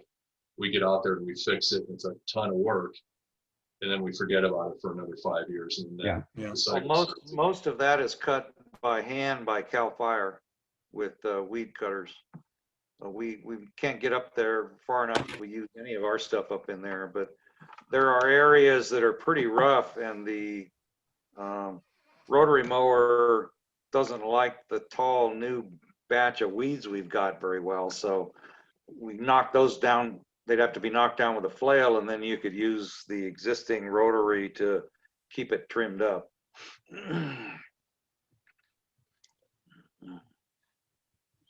My thinking is, I think this is something in the long-term interest, financial, as well as just having the ability to keep the airport cleaned up and on relatively short notice, because it's much easier to rent something to pull it or borrow or beg or whatever we do. That we should try to find a way, to purchase this. Yeah, and I'll make another comment too on the budget situation. I don't know where Canut's budget thing went, but I can share it again. so we got a couple looming problems to decide before we commit. The things that we're stripping are uncertain enough. I think we can probably sneak by those as long as we very carefully watch our P's and Q's. What I'm thinking I'm mostly concerned about is blowing the tree service budget and having nowhere to go. So my personal thought on that is that we have the 9K in the reserve airport fund that doesn't show up here, and I think we reserve that for tree mitigation if we have to. So we have that out in case the obstruction mitigation blows up and we have to have a few thousand. I think it's sitting there, and I think that would be something we could consider at that time to keep that high priority going. I think if other things happen, such as say one of the residential gates breaks, I think we're almost to the point where we lock the north gate and take the parts off the north and fix the south if it comes to that. AWAS, I don't know. So I think we're kind of on the cusp of making some real difficult decisions on what we have to do to keep the red bars alive around here. The other thing is I'm hopeful, and we're really beginning to count seriously on this stimulus funds that they promised to come through sometime. We don't know when, so we may get pretty entertaining before it comes there. So that's my thoughts. And I think, the ability to have this equipment, we can't find one of these to rent without having to rent the tractor to go with it. And by the time you do that twice, you've paid 1.5 times what we're going to spend on this. So we're kind of caught between, as you say, the weeds and the rocks on how to maintain this. So that's my 10 cents worth. But that other fund sitting there, that's kind of the secret fund, I think, as long as we remember, we can't use it for casual items, or if the bathroom door breaks again, maybe we just lock the bathroom off. We don't have a restroom. We're not required to have one. I mean, that's the kind of things we're going to be getting into the next year or so. So I think there's a little bit of money there that we could maintain the obstacle mitigation at the clip we're at now, at least until next fiscal year. Next fiscal year has some other problems, but that's kind of what I'm thinking. And I don't want to go deficit, but I think we're kind of at the point where we're not going to be successful in keeping up with the airport weed situation unless we go ahead and do this. And so I'm kind of favoring that with those other provisos. And it's going to be tough as time goes on to cover these other things, but we'll just have to be careful. Basically, don't buy anything without really thinking about it. That's my 5 cents worth. So Yeah, I just was concerned is if we don't do this, we could really blow the budget.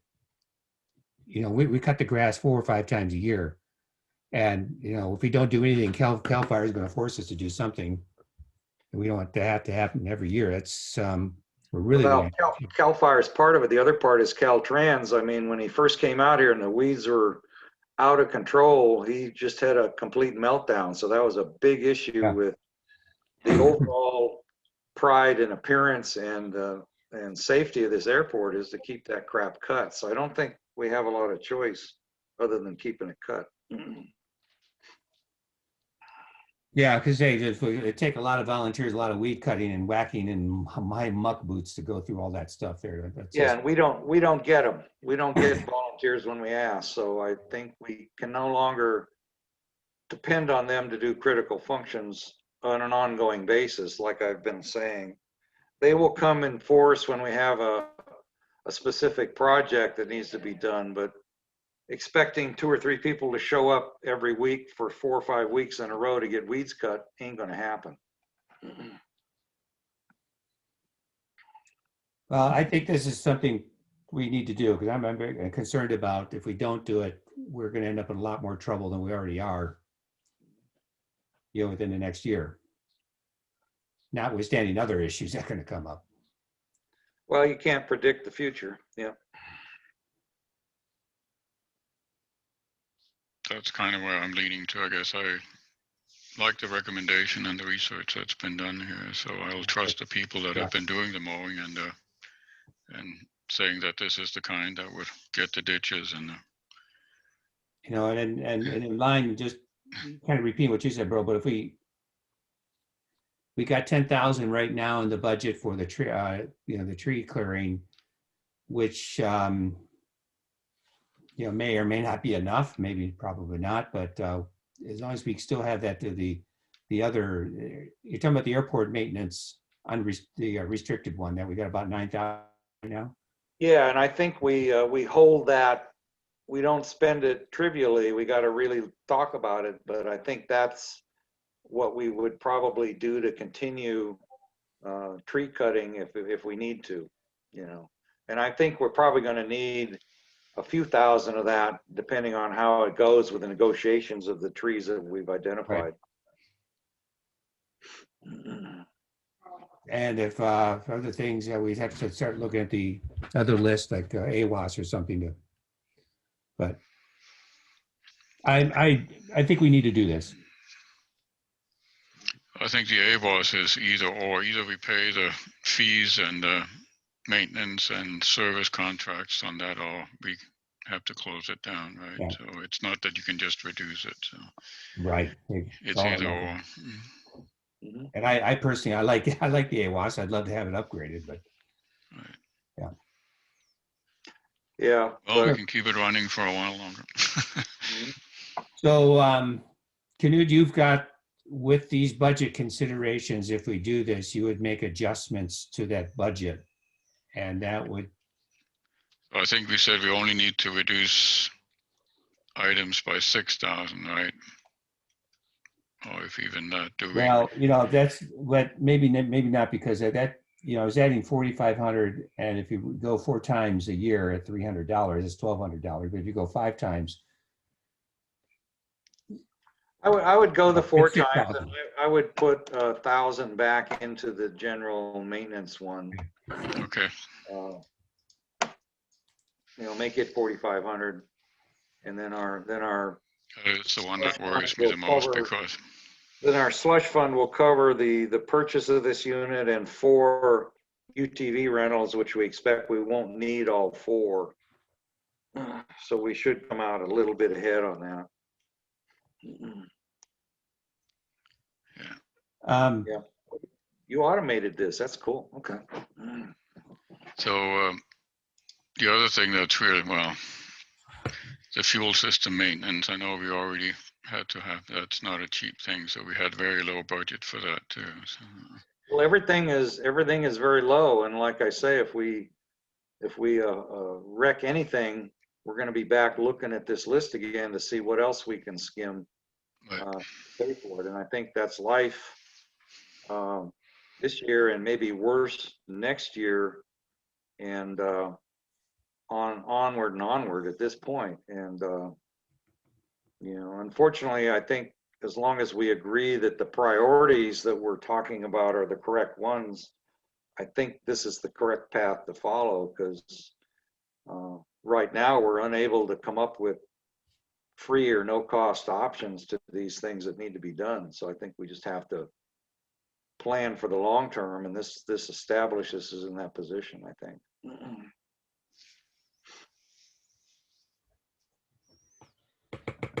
Well, tough as it is, I think it's in the best interest of the district to do this. So I'd like to make a motion that we go ahead and to go and to allocate the money to purchase this, the equipment at the 4,500, and then include for this physical year, 4 rentals at $300 a piece or $1,200, and adjust the budget as discussed. Yeah, the way I wrote the motion, I don't know if you're seeing it, is Oh, I see it now. approve annual budget changes and authorize purchase of flail mower. So basically. So I'll make that motion. Okay, I would like to second that. Okay, then I guess I'm for it, given the provisos that we're really counting on CARES saving our bacon. And we will, as I said, if tree mitigation gets too underwater, we'll have to tap that 9,000 reserve fund to keep tree mitigation going. Everything else is subject to being severely restricted depending on what it is at the break. But that's kind of where we're at now anyway, in some sense. So, so I'm an aye for that. Yeah. Vote aye. Aye. Hey, God, sorry, Glenn, was that an aye? Yes. Okay, well, good. Anything else on stuff in general? Get out and vote. We got 2 board seats to fill, and infamous Measure P, which I'm tired of talking about, but that's up there too. So we'll know by the next meeting how that all went. Oh, that's One way or the other. Okay, so anything else from you guys? Are you good? I just want to comment, the analysis to do this, I think was very good. You know, a lot of work went into this. Thank you, Kevin and Dave and Knud, with the infrastructure committee for doing this. Well, I think. Okay. All right. Yeah, just well, make sure the equipment exists before any money goes out. yeah, otherwise it comes out of whoever's been talking to them. We don't want to go through one more of those, I think. Yeah, we don't want Right. to wire them to a phantom website. So So this will be reported then at the next, the status of the board meeting for the policy, yes. right? I mean, maybe all Yeah. the transaction may be completely done by then, but obviously reported. The procurement status will be reported. Yep. Yeah. And the other thought I had is to even consider paying somehow with like a credit card. So if it doesn't exist, you can get your money back, and then the board and then the district reimburses whoever bought it, or some Mickey Mouse. We can probably figure out a way to do that. I don't know. Well, hopefully this is reputable. They say this is a manufacturer dealing directly with the manufacturer, but Yeah. Yeah. Well, I think Kevin's been in contact. We'll ask maybe for him to identify where it's located and send a couple pictures or something, so we right, yeah, the hostage picture, yeah, have them send it. send With- a hostage picture, proof of life before Proof we. of life, send it along with the serial number and any other. Yeah. In I today's. think they did that with the tractor too, and it still was Oh. vaporware. Well, at least if we can find out where it is. One little quick bit of information. I just checked over here at Tractor Supply here in Placerville, and it looks like they have a 5-foot rotary cut mower. So that's a brush hog, new, for $1,200. And that's a PTO driven. Need a PTO tractor, driven, yeah. but Yeah. that's a brand new one that will take it. I used to mow 1,200 acres with one. So That requires Heads up. PTO. yeah, you need a tractor with a PTO. There's a couple of tractors around here that you may be able to borrow pretty reasonable or rent. There's one right here on Boeing, right next to Pat Benahy. That guy's got a Ford, I don't know, it's not a 9N, it's newer than a 9N. But just know that I ran over 12, 14-inch rock with that mower for years. And it did a pretty good job. We were inspected by the FAA twice a year. So I'm not saying what you're looking at is the wrong thing, but I know that that'll work because I used one. So could that go down in the ditches too and make sure we cover those? You're not going to be able to run this brush hog down in the ditches because if it's a 4-foot wide mower, when you get to the crest of the ditch, you can't pull it. I mean, if you want to back it down the hill, possibly you could go down in the ditch a little bit. When you go across the crest of the ditch, the thing's going to high side in the middle where the wheels won't be touching the ground, and it'll just get stuck. You talking about for this unit, the rotary one? No, the mower that you're talking about, that brush hog, you can't take and pull it along the crest of a ditch or go down into a ditch with it because it just won't mow. You can't get it down there. You can't control it. So you could back it down into a ditch. But the rotary mower, what you do is you back over the ditch, you raise the rotary mower, the brush hog, you back it up and then lower it down over the area that you want to mow. So it's controlled by a PTO. It's run by a PTO, but it's run off a 3-point hitch.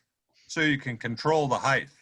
So if you want to mow it 24 inches high, you mow it 24 inches. Then you take another look and go, oh, I can go down another 10 inches. Over the ditches, you back it over and mow that way. I mean, I haven't seen what you're proposing to buy, but I know what I did use. And All right, well, let's, does the board want to retract to the approval of the motion, or do we want to continue? Well, there's my understanding with the flail mower is because it can be offset. There's a picture that you can tow it, while on relatively flat ground with whatever the device was, but you can have go along, parallel to the ditch with the flail mower kind of going down in the ditch. well, yeah, Not very far. you can't get it go down there because it's going to high center. So Well, you get it down there, and I don't recall a ditches layout, but then you maybe start it up or engage it after you get it over the crest. it's run off a ball hitch, like a trailer you pull behind your truck or your pickup. Right? So once it goes down in that ditch, you can't control how far it goes down in that ditch. It's just going to run sideways. So I guess I'm repeating the question. Does the board want to retract the motion and further reevaluate this, or what do you want to do? Might be worth it to make a trip up to Tractor Supply in Placerville and take a look and see what they got. Brand new warranty, you know what you're getting, and you don't have to wonder if it's ever going to show up, and there's no shipping. But we need a tractor, which we don't have. And what was the rental on the tractor again? About $700 to $800 a week. $700-800 a week. Plus It was, delivery? 2 to 3 times more than the other one, right? Well, if you rent it from Home Depot, they put it on a trailer. It comes with a trailer, and you just tow it yourself. I mean, if someone has the ability to tow a trailer, I pulled one behind my pickup and brought it up here and used it. So that's $3,200 a year versus the $1,500. But then the $1,500 has a potential to be further reduced if we use some of the CSC's equipment, or we end up buying, a UTV or something. So about $1,700 more per year to do that. Why don't I suggest this is why don't we table it? We're not going to be cutting in the next several weeks, I don't think. So there's time for us to answer that question. I'm happy to look into getting hard numbers from Tractor Supply and updated or refreshed numbers from Home Depot as well. Just so we can fill out I the got full was chart. just off So if the we want to internet. do that, that's perfectly fine. Yeah, the number I got was just off the internet, Mhm. off my phone, just while we Which were is where talking. my numbers came from. Yeah. Now, that's a horizontal rotary, not a flail in this sense. So Right. Well, yeah. So, depending on what you end up with, you have to look at all that aspects too. Well, I would ask them for a PTO barrel flail like we had last year, because that did have, I was constantly on the elevator knob, as I went along everything, I was guiding that thing up and down, the entire time, reading the surface. So, All right, so the suggestion is to table this motion at this point until the next thought, meeting for further evaluation, I guess. before we do, I guess I'd like to hear Dave, because he seems to have realized that the flail was what had had most success in the past, right? And now we're going away from it again. So. I would not recommend going away from the flail. The ability to run one off of a tractor with a PTO, which is what we had the great luck with last year. So, to take what Phil was suggesting is, rather than the rotary brush hog style, is take that PTO device off and you replace it with another PTO, which is the wider version of the pull behind that we've been talking about. So you have that ability up and down and that sort of capability to more flexibility in the way the deck is interfacing with the ground. Okay. Well, it sounded like the proposal was to go to a rotary instead of the flail. So it seems like Dave had done the analysis there. So. Well, perhaps it sounds like part of it, if we table it, it becomes kind of PTO versus self-propelled. And is there any advantages to doing that? I sound like you've taken a look at some of that already. Well, the advantage of the PTO is you can remotely lift and lower it if you got the right setup. So you can play with it as you're going. Yeah, if Dave Becker was still here, yeah, I think he's checked off. Okay. His two thumbs up would be to a newer and more reliable version of what we had last year when we rented that tractor with the barrel flail on the back. That maneuverability was not lost on anybody that was driving it. Well, let's go ahead then and look at a PTO barrel flail, new one, and the rental of a suitable tractor to make it work. And take a look at that before we stick our necks too far out. Let's table the motion then. Yeah, don't forget it. I'll second the tabling of the motion for now. Yeah. Yeah, don't forget, that was all good discourse, and we may wind up back where we are. you may end up back. Has anyone talked to the folks up there at Placerville Airport and asked them what they use? I believe they have a brush system like what you're describing, Phil. It's been a while because of the turnover up there. I've lost contact with them. So I couldn't definitively tell you what they're using, but I think where they cut, it's more suitable to the flat deck. And then the other part of the discussion to think about is the reason we went away from a tractor is because a tractor is kind of a single purpose thing. You can't really use it to ride around the airport and do much of anything else. You can pull a trailer with it, I suppose, but we kind of got led into the self-powered stuff by the concept that a UTV would replace the golf cart and general purpose vehicle also. So we'd have one thing sitting there that we have to figure out what to do with, but that may be a minor. The UTV could pull the rotary mower that we already have, right? So. Exactly, and that's part of what the tractor would too. You just don't use any of the PTO stuff with it. But right, okay. That was one of the other themes is when the tractor was here, it sat most of the time and tried to get it to operate once a year, assuming you don't want to rent anymore. But So let's table this for review of a barrel flail with a PTO and how to come up with a tractor to operate it and see which way that looks, see how that factors into the whole equation. Okay. Yeah.